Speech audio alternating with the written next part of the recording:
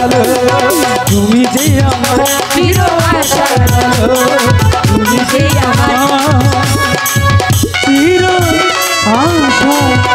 আলো। অনেক হয়েছে আজকে জায়গা জায়গা চলে যাবি ঠিক আছে তাহলে চলো চলে যাই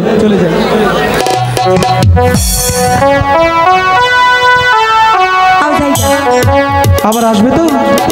আবার আরেকদিন আইমু ঠিক আছে আচ্ছা জায়গা তাহলে যাও আচ্ছা টাটা জোসনা আর একটু থেকে যাও আর থাকুন যাবো না কেন